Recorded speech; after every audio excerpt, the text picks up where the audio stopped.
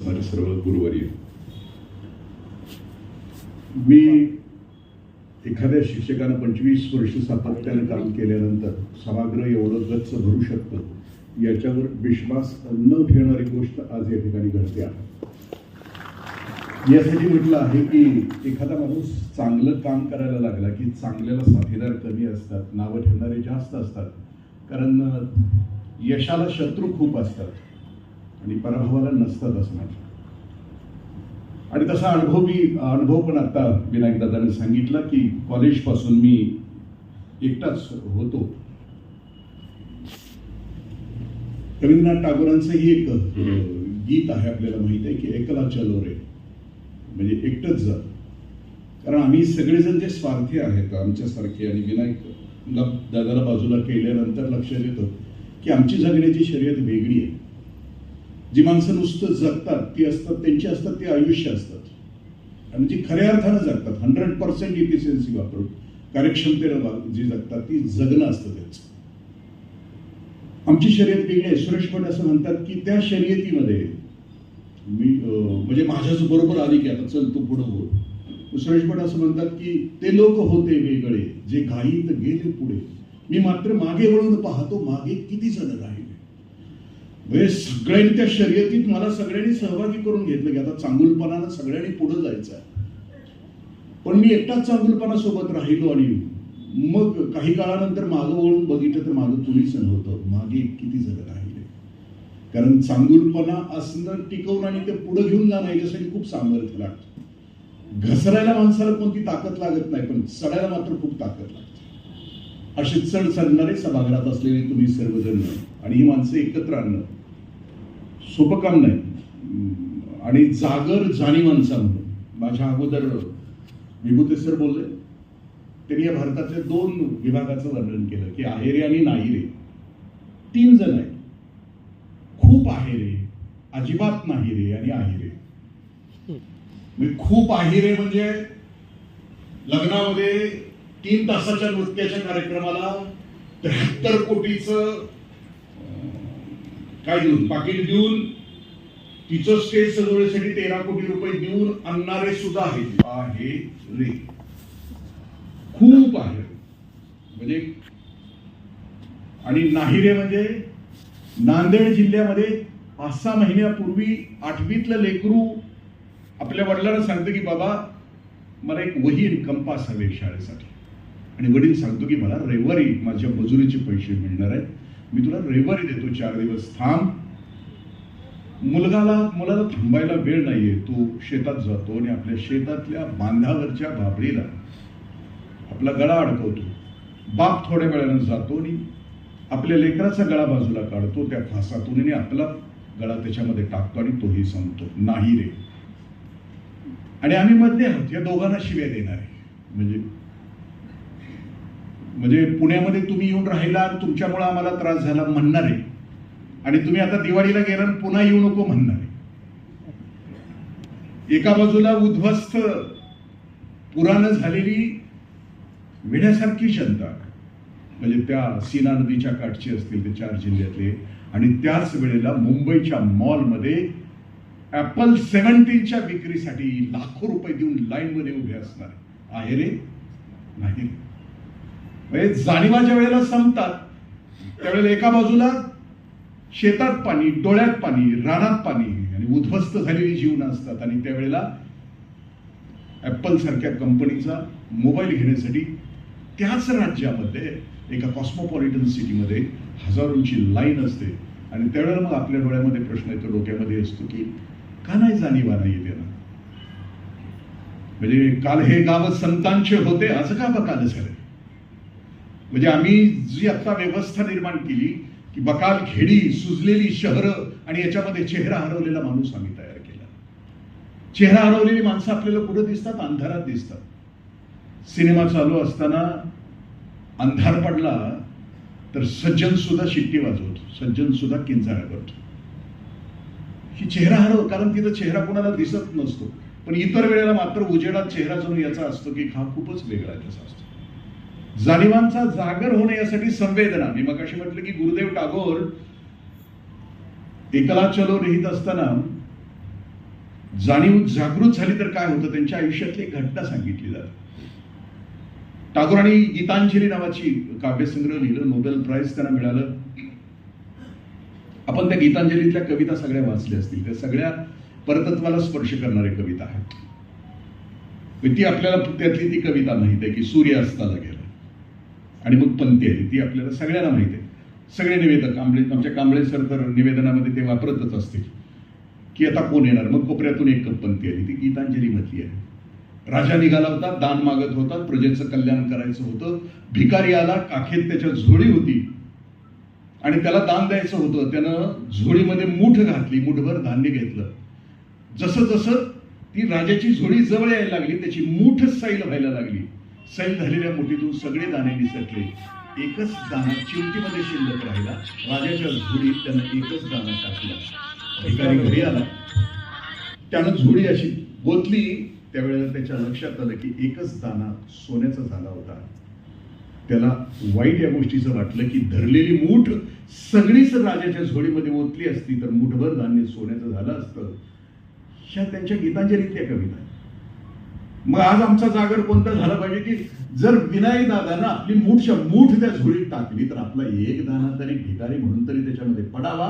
हा आजच्या कार्यक्रमाचा दाण्याचा हेतू आहे, जाणीवांचा कार्य. आणि हा नाही झाला. आणि 2-3 गोष्टी आहेत की मी मगाशी म्हटलं ना की विजय होणाऱ्याला शत्रुत्व खूप असतं, विजय होणार, आणि ते आपण सगळेजण होतो. कोलंबस भारताचा शोध लावायला निघाला आणि त्याला असं कोणीतरी सांगितलं की भारतामध्ये खूप मसाल्याचे पदार्थ आहेत, खूप चांगलं चांगलं काय ते इकडं आणता येईल. तो आपल्या गल्लीत गेला, मैत्रासनी म्हणलं जाऊया की आपल्याला समुद्रातून जायचंय, समुद्र पार करून भारत नावाची भूमी आपल्याला शोधायची. खाली पाणी, वर निळशार आकाश, वादळ, आणि ते संकट पार करून भारतात यायचं होतं. कोलंबसचं वय 25 वर्षाचं होतं. त्याच्या बरोबरीचे मित्र होते ते, आपण लावारिस बघितलं असतं तर त्याच्यात एक अमजद खानचा डायलॉग आहे, जवानी आयुष करने के लिए होती है. तसं त्याचे मित्र सगळे म्हटले की जवानी तुझं तुझा. त्याने एक 250 खलाशी घेतले, तो निघाला भूमीवरून. तो भारतात नाही आला पण अमेरिकेला गेला, अमेरिकेचा शोध लावला आणि तो परत गेला. परत गेल्यानंतर त्याचा सत्कार होता, राजाने त्याचा सत्कार ठेवला होता. आणि ते माहित होतं, कोलंबसला माहित होतं की आता हे सत्कार करत असताना जे कुचकं बोलले होते मला जाताना त्यावेळेला, जवानी आयुष करणे केली होते, असं कोणी असतं का. सत्काराच्या वेळेला त्याला माहित होतं असं म्हणणार आहेत लोक की आम्ही गेलो असताना आम्ही पण अमेरिकेचा शोध लावला असता, असं म्हणणार आहेत लोक. कोलंबस सत्कार संपल्यानंतर सत्काराला उत्तर द्यायला उठला आणि त्याने एक अंड खिशातनं काढलं, पोटाच्या खिशात. त्यानं समोर दाखवलं सगळ्यांना आणि त्यानं आवाहन केलं की हे अंड या टेबलवर उभं करून दाखवा. खालून आवाज आला, अंड कोणी उभं करू शकतं का. तो म्हटला संपलं का तुमचं, मी दाखवू उभं करून. तो म्हटला हो. त्यानं अंड असं घेतलं, खालून टिचकी मारली, तो भाग पृष्ठभाग केला, त्याचा सपाट केला आणि ते अंड उभं करून दाखवलं. खालून आवाज आला, हे तर आम्ही पण करू शकलो असतो. अरे मग तुम्हाला सुद्धा संधी होती ना त्यावेळेला हे सगळं करण्याची, पण आयुष्य गेल्यानंतर तुम्हाला जाणीव होणार का. जाणीव या शब्दाचा अर्थ की आतून आपल्याला समजायला हवं. ही जाणीव ज्यांना झाली, ज्यांच्या आयुष्यामध्ये हा परिवर्तन झालं, तो क्षण म्हणजे खरं तर जाणीव झाल्यानंतरचा क्षण हा परिवर्तनाचा असतो. वाल्या ही अफवा असते आणि वाल्मिकी हे सत्य असतं. म्हणजे आमच्या आयुष्यातला परिवर्तनाचा क्षण आपल्याला टिपता आला, तसं करता आलं तर लक्ष. जसं मी मगाशी म्हटलं की गुरुदेव टागोर गीतांजली लिहिल्यानंतर त्यांना असं वाटायचं की माझ्यामध्ये अजून काहीतरी पोकळी, अजून काहीतरी उणीव आहे. ते जहागीरदार होते, त्यांची स्वतःची एक हाऊसबोट होती. ते घोडागाडीतून निघायचे आणि त्या घाटावरून खाली उतरून आपल्या हाऊसबोटमध्ये बसायचे आणि खाली तो जो त्यांचा नावाडी होता तो नाव त्या नदीमध्ये दूरवर घेऊन जायचं. गुरुदेव टागोर सातत्यानं विचार करत होते की मी गीतांजली लिहिली, की अंतिम सत्य मी लिहिलं, पण मी अजून भरलेलो नाही, माझ्यामध्ये थोडीशी उणीव आहे, त्यांना वाटत राहायचं. एक दिवशी त्या घाटावरून खाली बोटीकडे जात असताना तिथे एक आवलिया होता. तो आवलिया पळत आला आणि गुरुदेव टागोरांच्या खांद्याला धरलं, नजरेत बघितलं आणि ते म्हटले येस अधुरा आहे. तो म्हटला निघून गेला, आवलिया निघून गेला. कदाचित सांकेतिक कथा असावी, मी वाचली. पण एक दिवशी 3-4 महिन्यानंतर त्याच नदीचा प्रवास करत असताना एक दिवशी गुरुदेव टागोर त्या बोटीच्या छतावर कोसळले, अचानक कोसळले, लाळ टपकायला लागली, अर्धवट झोपेत होते. नावाडी खूप दूर नाव घेऊन गेला. त्याच्या लक्षात आलं की पाठीमागून मालकांचा आवाज का नाही येत परत जाण्यासाठी. नावाड्यानं वर बघितलं तर मालक त्या डेकवर पडलेले होते, लाळ येत होती तोंडातून, काहीतरी विलक्षण घडलेलं होतं. नावाडी वर आला, गुरुदेव टागोरांना झोपवलं, त्यांनी हकारलं की ज्या घोडागाडीतून जात होते ते सगळे त्यांचे सेवक खाली आले. गुरुदेव टागोरांना खांद्यावर घेतला, अजून ते तशाच अवस्थेमध्ये होते. तो अवलिया आला, गुरुदेव टागोरांच्या खांद्यावर हात ठेवला आणि तो आता म्हणतो अब भर चुका आहे. आणि गुरुदेव घरी आले. 3-4 महिन्यानंतर त्यांनी जे काव्य लिहिलं त्याचे काही बोल याराना नावाच्या चित्रपटामध्ये आहे. म्हणजे बदल जाणीवांचं झालं. मी हे कशासाठी सांगतो की जरा अशी अलीकडची पलीकडची उदाहरणं दिली की मग आपल्या लक्षात येतं की पत्ता सांगत असताना थिएटर शेजारचा पत्ता सांगितला की तो चटकन लक्षात राहतो. तसं ते हे जे गीत आहे त्यानंतरचं गीत त्यांनी लिहिलं, शुक्र मेरे मन को किया तूने क्या इशारा, बदला है मौसम लगे प्यारा जग सारा. हे अमिताभनं नीतू सिंग साठी म्हटलेलं गीत नाहीये, हे आहे की तुझा स्पर्श झाला, हे अंतिम, हे सत्याचा मला स्पर्श झाला आणि त्या दिवशीपासून माझी नजर बदलली. कालचा जो मी होतो तो आज नाहीये, पूर्ण बदललेला आहे. म्हणजे सगळीच गोष्ट माझ्या आयुष्यातली बदललेली आहे. जागते रहो नावाचा चित्रपट होता राज कपूरचा, ते सगळीकडे दवंडी पिटायला पाहिजे, जागते रहो जागते रहो. इथं असलेल्या सभागृहातली तर जर हा जर पुस्तक वाचल्यानंतर आपल्या सगळ्यांच्या हृदयामध्ये आलं तर आपल्याला गल्ली गल्लीत फिरावं लागेल, जागते रहो जागते रहो. कारण सगळ्याच गोष्टी कोसळत निघालेल्या असताना, सगळ्याच क्षेत्रामध्ये एक विचित्र अवस्था असताना, अभयभंग सरांचं व्याख्यान आपण अलीकडचं जर ऐकलं तर ते असं म्हणतात की जग इतक्या वाईटाच्या टोकाला गेला आहे की त्याला कोण सावरणार असा प्रश्न. आपण ज्ञानयोग नावाचं विवेकानंदांचं पुस्तक जर वाचलं तर त्याची सुरुवात एक खूप छान की काल एक असा असतो समाजाच्या व्यवस्थेमध्ये की तिथं सगळेजण सुखी असतात, त्यावेळेला ती लाट असते समाज व्यवस्थेची आणि मग तो काळ घसरत जातो, खाली खाली खाली खाली जातो आणि खाली गेल्यानंतर ती लाट जशी खाली जाते तशी ती लाट पुन्हा उंच उचलण्यासाठी खूप शक्तीनं वर उचलत राहते. कारण समाज पुन्हा तिला स्थिर करायचा असतो, एका उन्नत अवस्थेला आणायचा असतो. आम्ही त्या लाटेच्या तळाला आहोत आणि विनायक दादांचा आणि आपल्यासारख्या संस्थांचा जो आत्ताचा प्रयत्न आहे ना, ती लाट वर उचलण्यासाठी जी ताकद लागते ना, त्या ताकदीचा तो येईल असं होईल. कारण खलील जिब्रानचं पुस्तक हित आहे. खलील जिब्रान असं म्हणतो की माणूस नावाच्या जातीनं आपल्या अस्तित्वानं या पृथ्वीचा अंत पुढे ढकलायचा असतो. आपल्याला ढकलायचं आहे का नाही बघा, आपल्या लेकरांच्यासाठी ढकलायचं आहे का नाही बघा. आपल्या जवळील पोहोचले सगळी घाण, सगळी हिंसा, सगळी घृणा, सगळा द्वेष, सगळा मत्सर आम्ही फक्त एकट्यापुरतच बघायला लागलो आणि आम्हाला असं वाटतंय की आम्हाला नाही बाहेर पडायचं. आम्हाला असं वाटतं की आमच्याकडे खूप सत्ता, संपत्ती, पद, प्रतिष्ठा आहे, आम्ही आमच्या घराच्या बाहेर एक खूप मोठं कंपाऊंड उभं करू आणि मग समाजाची विकृती आमच्या घरामध्ये येणार नाही. तपासा, ही विकृती आहे ना, ती कंपाऊंड हे निर्जीवाला भेटून येत असते. म्हणजे आजूबाजूला कोल्हापूरमधलीच घटना आहे. 2-3 महिन्यापूर्वी माझा एक मित्र तराणी चौकामध्ये, त्याची 7 महिन्याची बायको गरोदर आहे आणि तो तराणी चौकामध्ये उभ्या डाव्या बाजूला त्याला वळायचं आणि समोर 17-18 वर्षाची 2 पोरं आहेत. याला हॉर्न वाजवलं, मग पोरं स्टँडला गाडी लावून येत आहेत आणि याच्या गाडीची काच फोडून त्याला दम देत आहेत. 17-18 वर्षाची. हा समाज आम्हीच केला, कारण आम्ही जागे नाही झालो, आम्ही निषेध केला नाही चुकीच्या गोष्टीचा. आणि मग अशी खूप छान बायकोविषयी म्हटले ना, मंदिर, समाज व्यवस्था टिकवून ठेवण्यासाठी चुकीच्या गोष्टीचा निषेध आणि योग्य गोष्टीचा पुरस्कार आपण करतोय, तर योग्य गोष्टीचा पुरस्कार करतोय. अंधाराला शिव्या देऊन अंधार संपत नाही याच्यावर आमचा विश्वास आहे, पण अंधारामध्ये आम्ही आमच्या परीने दिवा लावण्याचं काम करतो. ज्यांना ह्या गोष्टी समजल्या, त्या काही गोष्टी म्हणजे जागी नाही झाली येत्या काही वर्षामध्ये, तर हिंसा प्रेशर कुकर पर्यंत पोहोचली आहे, हिंसा फ्रीज पर्यंत पोहोचली आहे. तुमच्या माझ्या घरातल्या पोरांचं जगणं बघा किती उद्रेक बनलेलं आहे. मी आत्ताच येताना एक व्हिडिओ बघितला की 1925 साली माणसं समाजाला आणि कुटुंबाला किती वेळ देत होती, आणि आता 2025 साली कुटुंबाला आणि समाजाला वेळ किती देत आहे.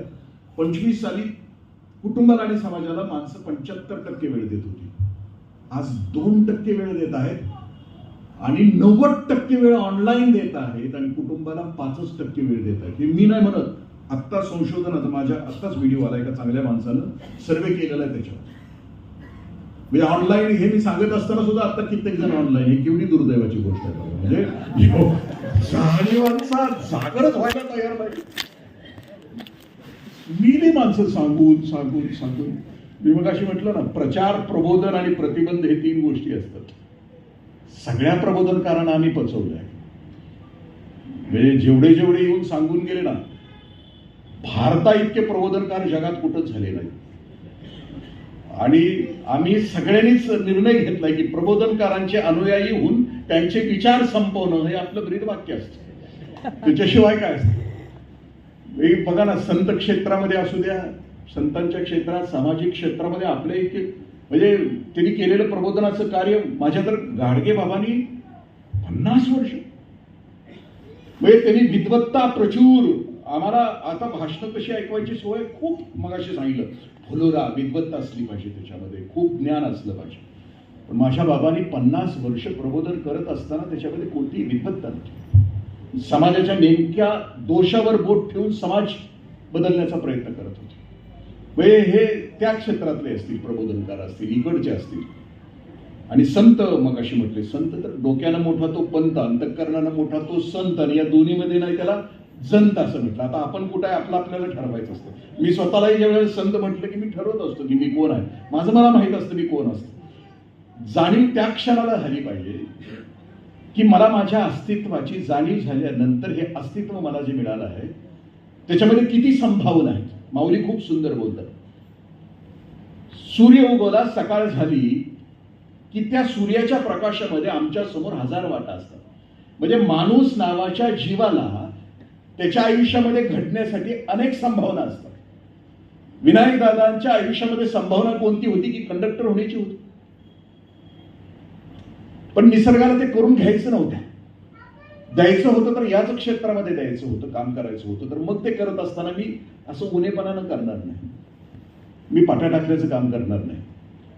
म्हणजे काही असं म्हटलं जातं की काही शिक्षक जे असतात ते सिलेबस संपवतात, योग्य काम करतात.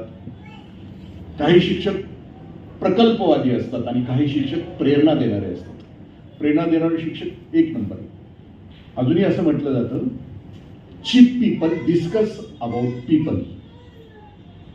म्हणजे आम्ही चीप आहे का? आज जाणीव आमची जागृत झाली तर आम्ही लोकांच्या गुणदोषांची चर्चा करतो का? विनायक दादामध्ये असलेल्या गुणदोषांची, आमच्या इथं झालेल्या भाषणाची गुणदोषांची चर्चा करतो का? Average people discuss about events. Event कसं काय झाला आजचा, एवढी माणसं सगळी जमली होती, भारी झाला, पण ते आलं नव्हतं. ते नाव टाकलेलं पत्रिकेतलं नाही, ते आलं नाही. म्हणजे ते बरोबर जखमावर बोट ठेवत असते. Average people discuss about event. कावळ्याच्या मनोवृत्तीच असतं, भरून आलेल्या जखमेवरचा बरोबर टवका काढतो, दुसरं काहीच नसते. ही जत्रा सगळीकडेच असते. And great people discuss about ideas असं म्हटलं. जेवढे ग्रेट झाले त्या जगामध्ये त्यांनी आयडियांच्या शिवाय आणि त्याच्या अंमलबजावणीशिवाय त्यांचं आयुष्य त्यांनी व्यतीत केलेलं आहे, आणि म्हणून ते ग्रेट झाले. आज आमच्या जाणीवांच्या मधून आपल्याला तेवढी जरी जाणीव झाली की आपल्याला त्या क्षेत्रामध्ये आपल्याला स्वतःला जर जगायचं आहे तर आम्ही लोकांच्या गुणदोषांची नाही चर्चा करत. कासयासी वानू अनेकांचे गुणदोष, मजपाशी तयाचे काय कमी असे तुकोबराय म्हणतो. कशाला दुसऱ्याचे गुणदोष मी तपासू, माझ्याकडे काही कमी आहे का? बुरा जो देखन चला मैं बुरा न मिला कोय, जब देखा खुद के अंदर मुझसे बुरा न कोय. जगाचं वाईटपण शोधण्यासाठी प्रत्येकाजवळ पोहोचलो आणि त्याचा वाईटपणा शोधण्याचा प्रयत्न केला, पण ज्यावेळेला मी स्वतःच्याच अंतःकरणामध्ये झाकून बघितलं त्यावेळेला मुझसे बुरा न कोय, माझ्या इतका वाईट कोणी नव्हतं. आणि दुसरं म्हटलं की इव्हेंट्सच्या विषयी. आता तर इव्हेंटचं जग आहे. म्हणजे काही शाळांच्या मध्ये तर नुसते इव्हेंटच चालू, आणि इव्हेंट सुरू असताना आपलं लेकरू त्या हे कशावरून वॉकवरून चालते ना, ते काय असते मध्ये असं पुढे जाऊन मागं असते की त्याला कॅटवॉक बिटवॉक आणि खालून असे फ्लाइंग किसेस असतात. लेकरं ह्या इव्हेंट मधून घडणार आहेत का? विनायक दादा जे राबवतोय शाहूवाडीमध्ये त्याच्यापासून पोरं घडणार असतात. फ्लाइंग किसनं कॅटवॉकनं मुलं घडत नसतात. त्यांना नेमकेपणानं ज्या हव्यात त्याच गोष्टी गरजेनुसार त्या त्या काळानुसार आणि त्या त्या व्यवस्थेनुसार त्याला देणं अपेक्षित असतं. पुढची गोष्ट सरांनी विश्वास सुतार सरांनी मगाशी सांगितलं की हा सगळा जो चांगल्या माणसांचा मला आमच्याच माणसांनी आमचाच केलेला सत्कार आहे. घरच्या माणसांनी घरच्याच माणसांचा केला. 4 शोभराजला पकडला मधुकर झेंडे. मी का मधुकर झेंडेचं कारण कालच ते 88 वर्षाचे परवा दिवशी झाले आणि त्यांची तब्येत तगडी आहे. शक्यतो रिटायर झाल्यानंतर माणसांची तब्येत आमच्या दोघांची सारखी होते आणि दोघे असल्यानंतर. पण 4 शोभराजला पकडल्यानंतर त्यांचा दादरच्या शिवाजी पार्कवर त्यांच्या गुरुजींच्या हस्ते सत्कार होता. मधुकर झेंडे सरांचे. मग त्यांचं वाक्य खूप मला अजूनही आवडतं. मधुकर झेंडेचे गुरुजी असं म्हटले की एखाद्या चोराला एखाद्या पोलिसानं पकडलं तर त्याचा सत्कार कसं काय करू शकतो? ते त्याचं कर्तव्यच आहे. म्हणजे असं होईल की एखाद्या विवाहित माणसानं आपल्या बायको बरोबर 25 वर्ष उत्कृष्ट संसार केला म्हणून त्याला संसाराचं पारितोषिक देणं अशासारखं होईल ना. म्हणजे लग्न केल्यानंतर ते संसार करायचाच असतो ना. मग तो उत्कृष्ट का? तसं ते म्हणतात एखाद्या चोरानं एखाद्या सत्कार केला पण ज्यावेळेला काही पोलीस चोर पकडायचंच विसरतात आणि एखादा झेंडे ज्यावेळेला तो चोर पकडतो त्यावेळेला आपल्याच माणसांना हे सांगण्याची आवश्यकता असते की आम्ही चोर पकडतो म्हणून हा सत्कार होता. असं मी आपलं सुतार साहेबांच्या त्यांच्या व्याख्यानातलं एक वाक्य असं मी बोलतो आहे. तिसरी गोष्ट दान द्यायचं असतं. दान देण्यासाठी 3 गोष्टी लागतात. म्हणजे हे सगळं उभं राहतं हे दानावर उभं राहिलंय. मी शौचालयासाठी गेलो होतो. म्हणजे कशाला कुणाला उद्घाटनाला बोलवावं हे सुद्धा विनायक दातार करते. शौचालयाच्या उद्घाटनाला इंद्रजित देशमुखला बोलवलं.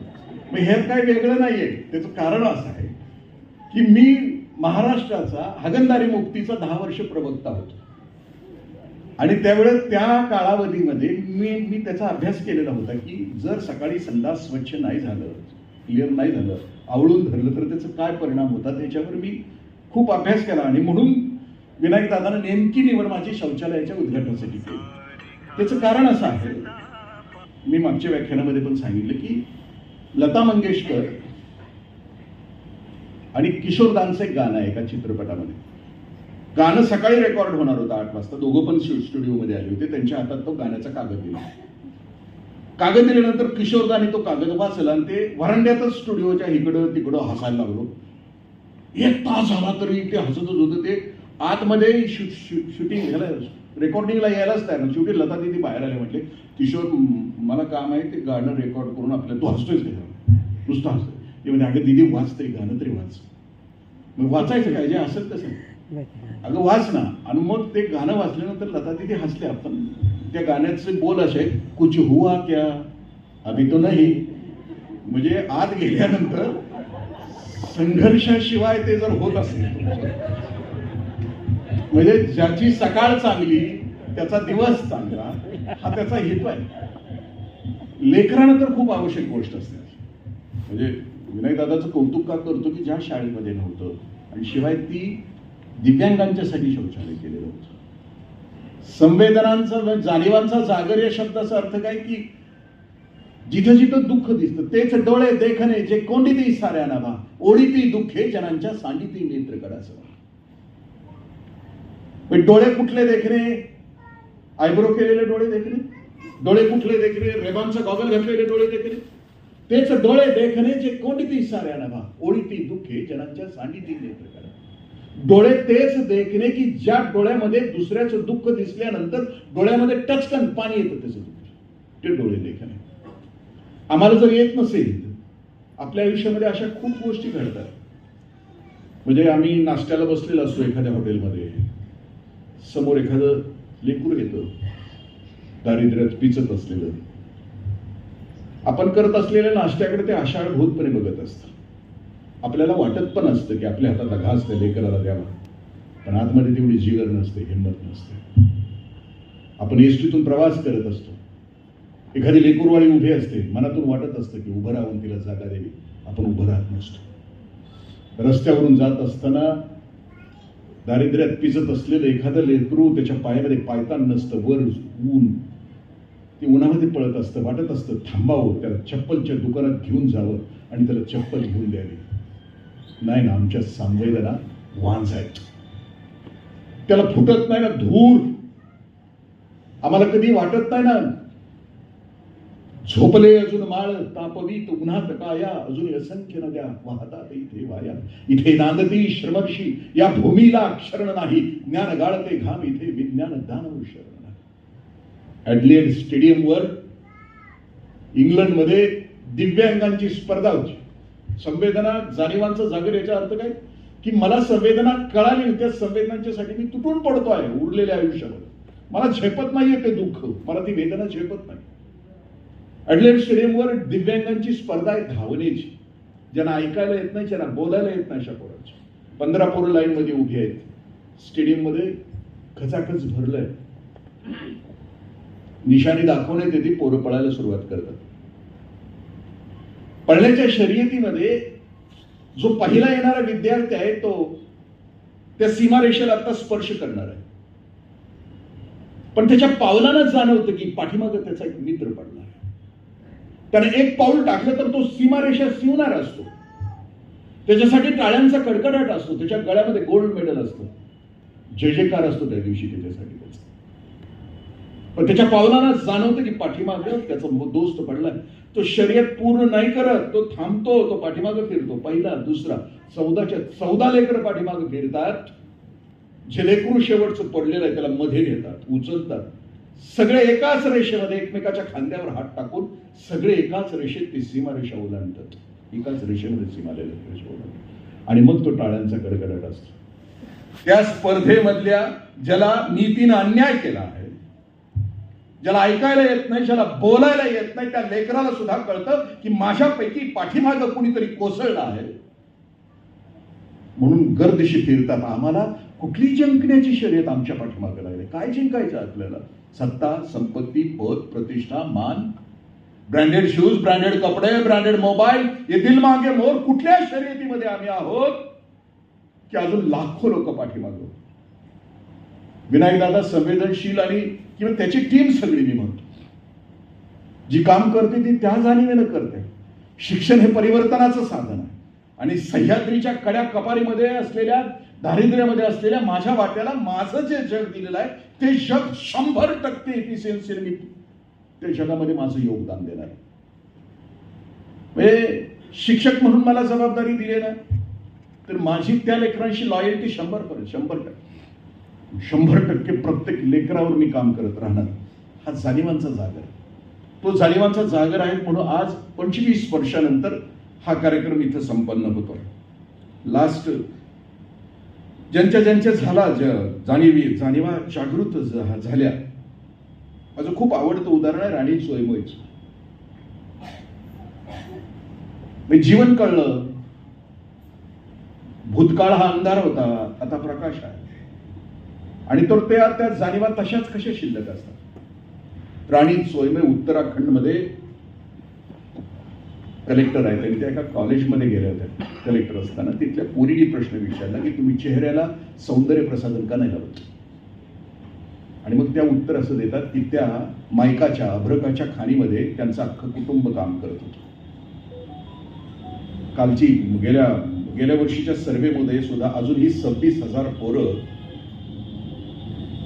झारखंडमध्ये त्या मायकाच्या लहान पोरं काम करतात. कारण 9-10 वर्षाची, कारण त्या खाणीमध्ये खूप खोलवर जावं लागतं आणि खाली जे मायका आहे ते कुरतडून काढताना छोटेसे हात लागतात.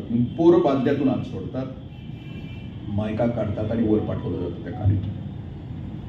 ही राणी सोयमोई जी आहे, ही जी कलेक्टर आहे, तिला 3-4-5 भाऊ आहेत, बहिणी आहेत आणि सगळेजण त्या दिवशी ती आजारी आहे म्हणून सगळेजण त्या खाणीवर कामाला गेलेत. आणि त्या दिवशी खाण खालून फुटते आहे आणि फुटलेल्या खाणीमध्ये पाणी येत आहे आणि सगळी 1600 माणसं त्या दिवशी मरत आहेत. आणि त्याच्यात राणी सोयीमुळेचे सगळे भाऊ बहीण सगळे मरतात, एकटी शिल्लक राहते.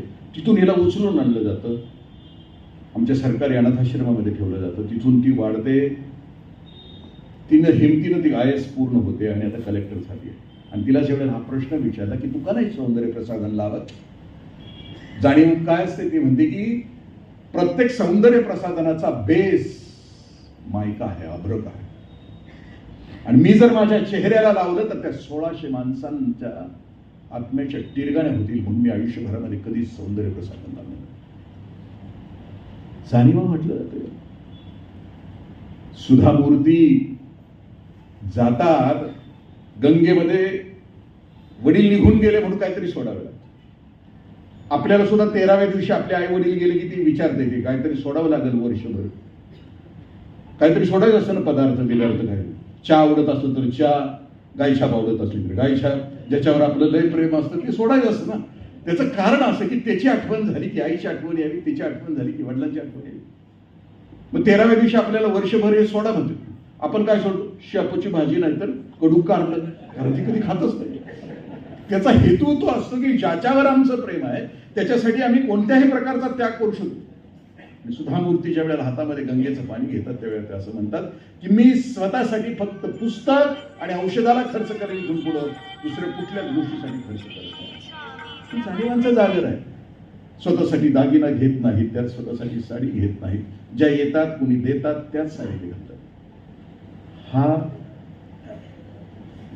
जाणीवांचा जागर आहे. आणि आपल्याला आता शेवटच्या टप्प्यावर येतो की ह्या संस्था, उमेद असेल, ज्या इथं संस्था आल्या त्या संस्था जिवंत कर, म्हणजे ज्याला जे काही येत नाही ना, दिवसभर धडपडत आहे ना बाकीच्या गोष्टीसाठी, ही जगातली शर्यतीत यशस्वी होण्यासाठी माझ्यासारखी आहे ना. माझी सत्तेची शर्यत आहे, माझी संपत्तीची शर्यत आहे, माझी पदाची शर्यत आहे, माझी प्रतिष्ठेची शर्यत आहे, माझी मानाची शर्यत आहे. ह्या शर्यतीमध्ये अख्खा आयुष्य झोकून देऊन उठल्यापासून झोपेपर्यंत ह्याच्यामध्ये जे मग्न आहेत ना, ज्यांना जमत नाही ना, त्यांच्यासाठी मग किमान ह्या संस्थेच्याकडे लक्ष तरी द्या. ज्याच्याकडे जे आहे त्यांनी ते देत राहावं असं म्हटलं. पण देण्यासाठी सुद्धा 3 गोष्टी लागतात. दातृत्व करण्यासाठी ऐश्वर्य लागतं, औदार्य लागतं आणि स्वातंत्र्य लागतं. म्हणजे आज तुम्ही इथं आलाय, केवढं मोठं औदार्य, वेळ दिली तुम्ही. सुट्ट्या असताना सुद्धा एका चांगल्या कार्यक्रमाला उपस्थित राहणं ही केवढी मोठी गोष्ट आहे. म्हणजे ते वेळ सुद्धा कोणी द्यायला तयार नाही. कार्यक्रमाला गर्दीच जमत नाही. हा, मात्र एक मुलगी आली तर खूप गर्दी होते. ती कोण आहे आपल्याला सांगण्याची आवश्यकता आहे. पण ते हा जाणीवांचा औदार्य लागतं, ऐश्वर्य लागतं आणि स्वातंत्र्य लागतं. समजा वर्गणीसाठी माझ्याकडे पोरं आली, मला द्यायचं आहे, माझ्याकडे औदार्य आहे, माझ्याकडे ऐश्वर्य आहे, पण माझ्याकडे स्वातंत्र्य नसलं तर मी काय म्हणेन, बायकोला विचारल्याशिवाय म्हणजे माझे स्वातंत्र्य नसलं तर. औदार्य आहे, स्वातंत्र्य आहे आणि ऐश्वर्य नाही. ते असतात संत. जय जय ओ शुद्धे उदारे प्रसिद्धे अनवरत आनंदे वर्षतीये. संत काय देत असतात आपल्याला, एक आयुष्याची उंची देत असतात.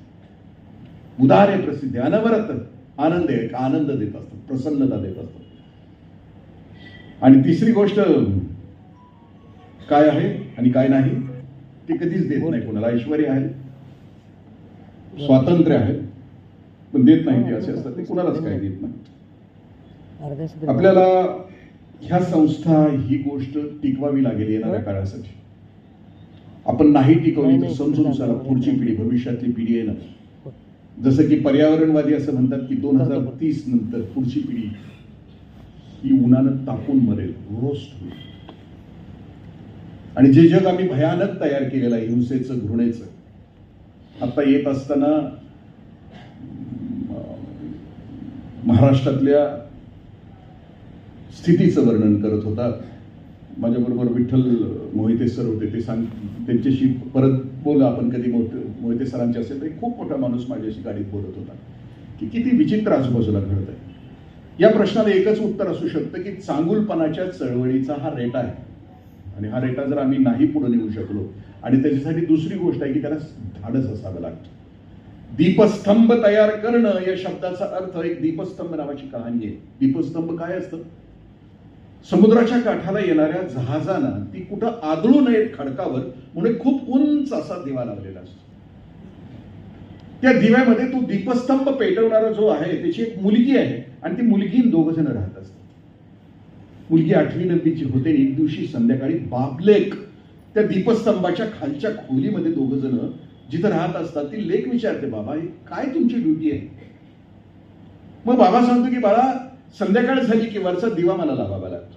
ती विचारते की का लावता दिवा? मग बाबा सांगतो की बाळा या अथांग समुद्रातून ज्या नावा प्रवास करतात त्यांना जर किनारा दिसला तर आपला स्तंभ जिथं आहे तिथं खडक आहे आजूबाजूला, तिथं येऊन ते जहाज फुटू नये, त्याला दिशा मिळावी म्हणून. आणि मग ती म्हणते की पण समजा चुकून जहाज आला आणि फुटलं तर काय करायचं?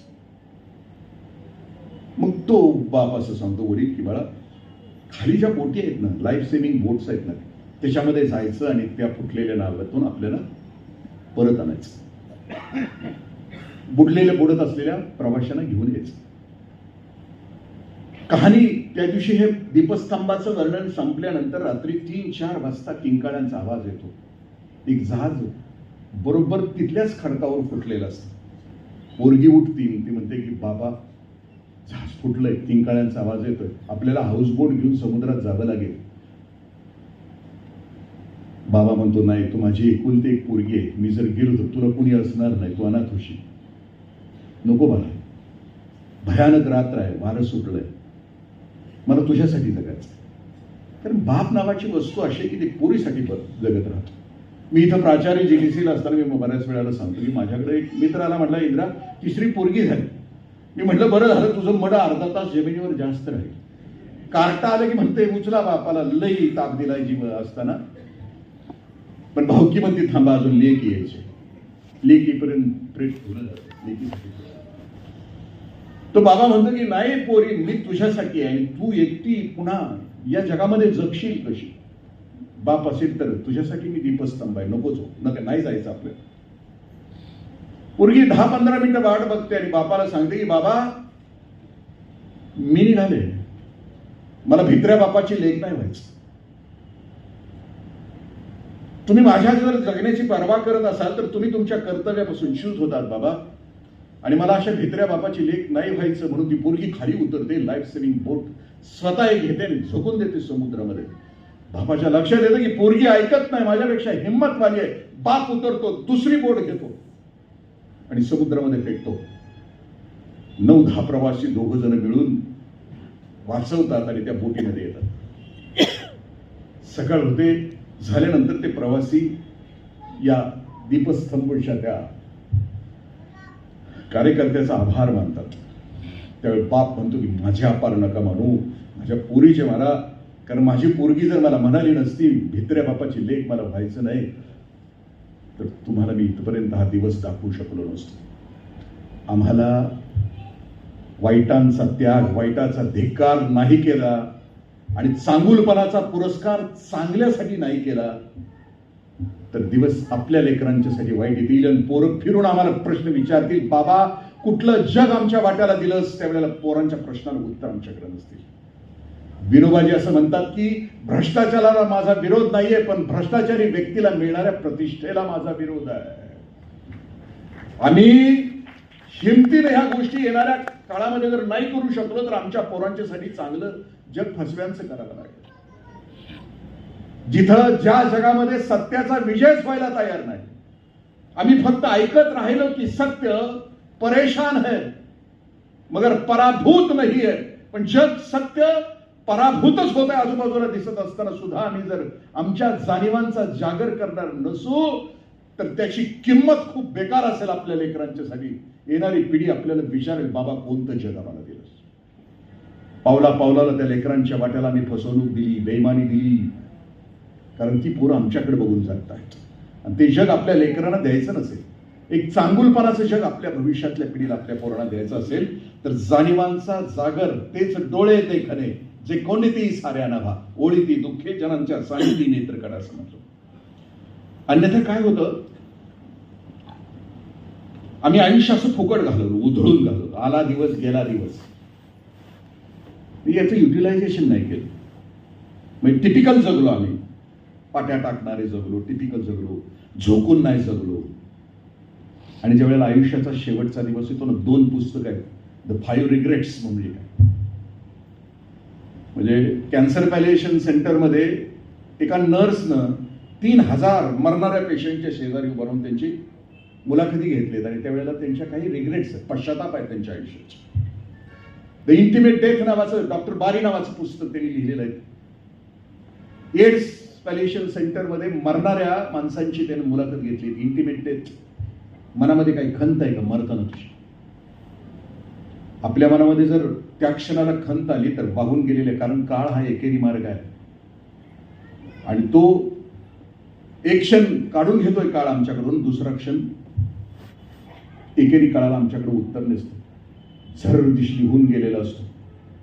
तो क्षण आपल्या वाट्याला यायचा नसेल तर आपल्या जाणीवा निबर होता कामा नयेत. मी अलीकडं वारंवार एक उदाहरण देतो, ते उदाहरण देऊन जाणीवांचा जागर या शब्दाचा अर्थ, आपण ते उदाहरण माझ्या तोंडातून अनेक वेळा ऐकलं असेल तरी पुन्हा देतो. जाणीवांचा जागर या शब्दाचा अर्थ, कलकत्त्यामध्ये त्या पोरीचा अत्याचार झाला आणि त्यावेळेला कलकत्त्याच्या रस्त्यावर 10,000 वेश्या हातामध्ये कॅन्डल्स घेऊन उतरल्या. मोर्चाचं रूपांतर ज्या वेळेला सभेमध्ये झालं त्यावेळेला त्या वेश्यांच्या, वारांगणांच्या ज्या नेत्या आहेत त्यांनी केलेली भाषण आहे, त्या भाषणाचा सार असा आहे, ते असं म्हणतायत, तुमच्याकडे खूप वासना आहे ना, आम्ही आहोत ना, आम्ही आहोत, पण चांगल्या घरातल्या पोरी कशासाठी नाचवत आहे? सभागृहातल्या प्रत्येकाच्या आतमध्ये जर जाणीव असेल, जाणीवांचा जागर होणार असेल तर तिचं वाक्य ऐका. कोण बोलतंय हे ऐका. वेश्यांची नेता बोलते आहे की तुमच्याकडे काम विकार खूप आहे ना, या ना आमच्याकडे जिरवा ना. पण चांगल्या घरातल्या पोरी,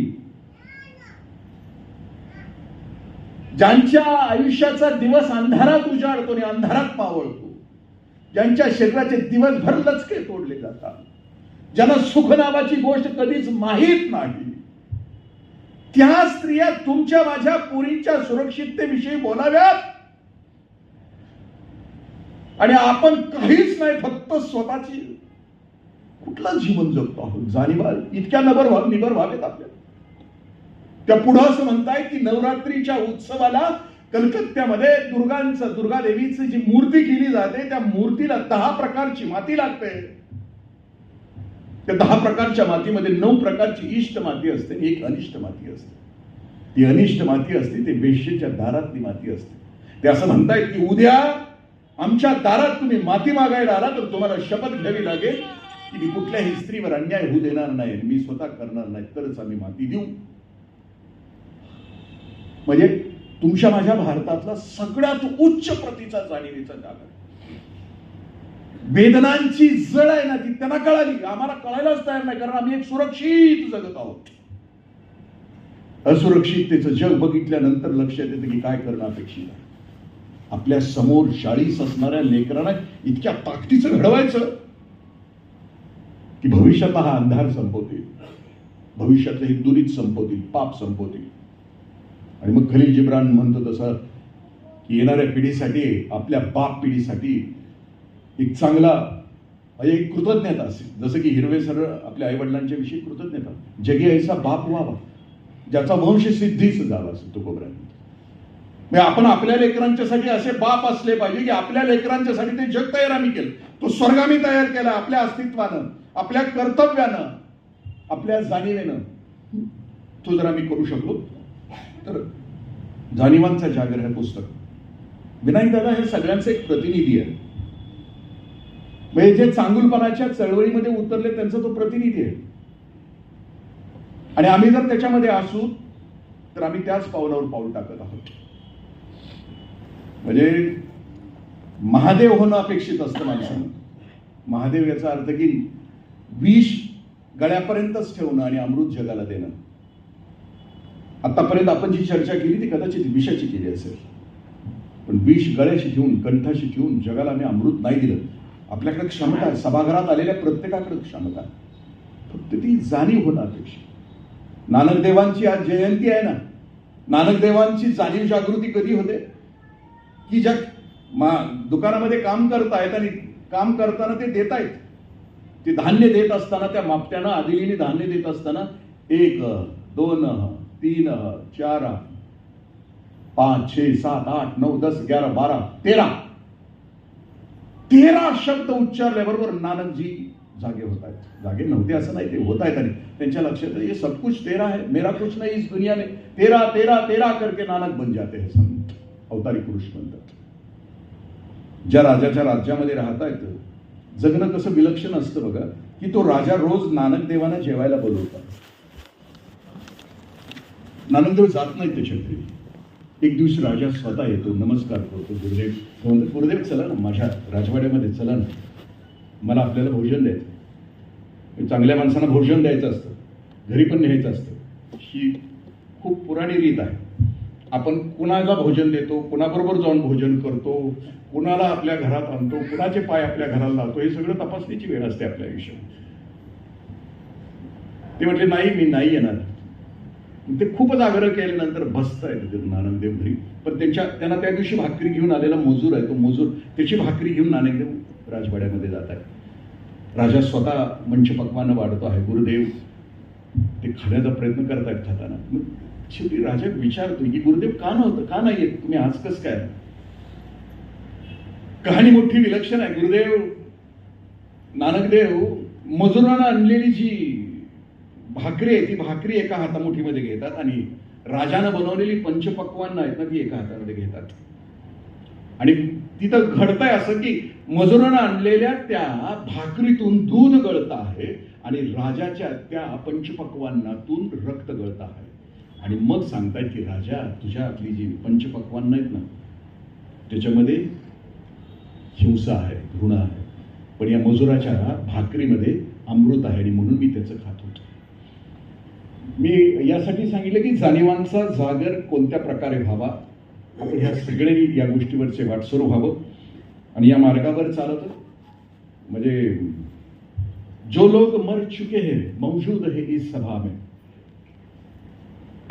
जे काही तुमची माझे जगणं ज्यांनी समृद्ध करण्यासाठी ज्यांनी आपला आयुष्याचा काल दिला, होम केला आयुष्याचे, ते या जाणीवेंच्या निमित्तानं तुमच्या माझ्या हृदयामध्ये उतरावेत आणि आपण पुढच्या पिढीसाठी आपल्या आयुष्याचा होम आणि त्याग करून ह्या ज्या नश्वर गोष्टी आहेत ना, आता मी म्हणलं ना, सत्ता, संपत्ती, पद, प्रतिष्ठा, मान, सौंदर्य, 4 हाना पण देशमुख म्हणा, ह्याच्यामध्ये जे आम्ही अडकलेलो आहोत ना, ह्याच्या पलीकडे जाऊन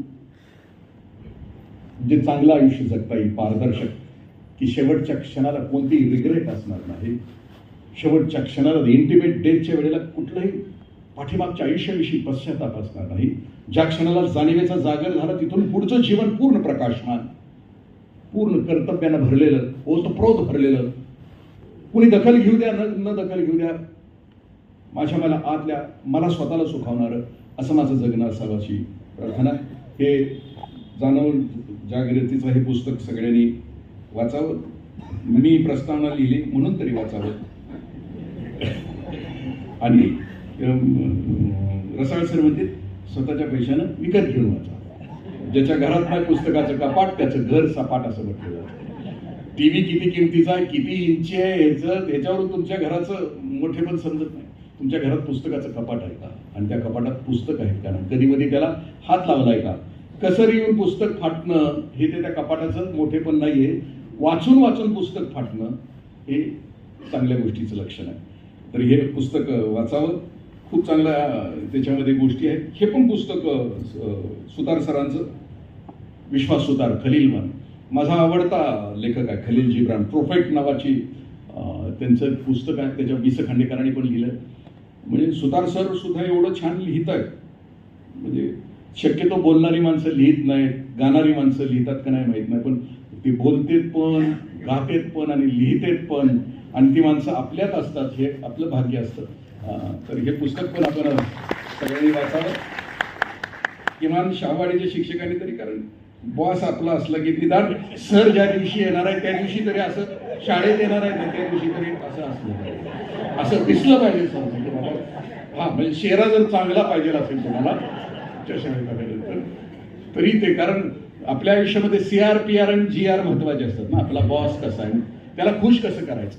शाकाहारी देव असेल तर त्याला शाकाहारानं खुश करायचं, मांसाहारी देव असेल तर त्याला मांसाहारानं खुश करायचं, विश्वास सुधारणा जर पुस्तकं प्रिय आहे तर पुस्तकानं खुश करायचं. आपला प्रशासकीय नियम आहे. धन्यवाद. मला बोलवलं. सुट्टी असताना सुद्धा एकानं सुद्धा जागा सोडलेली नाही. हे माझ्यावर प्रेम नाही, विनायक दादा आणि त्यानं केलेल्या कार्यावर, त्याच्यासोबत असणाऱ्या सगळ्या सहकार्यांनी नाराज होऊ नका. जे त्याच्याबरोबर सहकार्य साहेबांनी सारखं विनायकचंच नाव घेतलं, आम्ही बी होतो, असं नाराज होऊ नका. ह्या नाराज होणाऱ्यानं लई नुकसान झालंय समाजाच्या. मी करणार गाव आणि ह्याचं नाव असं का असं सारखं म्हणतात, असं नाहीये ते. ही सामुदायिक ऍक्टिव्हिटी आहे. जळणं हा ह्या देशातला सगळ्यात मोठा विकार आहे. पोटात दुखणं हा ह्या देशातला सगळ्यात मोठा विकार आहे. म्हणजे कुणाचं चांगलं झालं की काही रात्री काही खाल्लं नसताना सुद्धा याच्या पोटात दुखतंय. कुणाविषयी 4 शब्द चांगले बोलले की त्याची उणीव शोधण्याचा आम्ही प्रयत्न करतो. आणि ही गोष्ट अशी आहे की चांगल्याचा प्रचार आणि प्रसार होत नाही. म्हणजे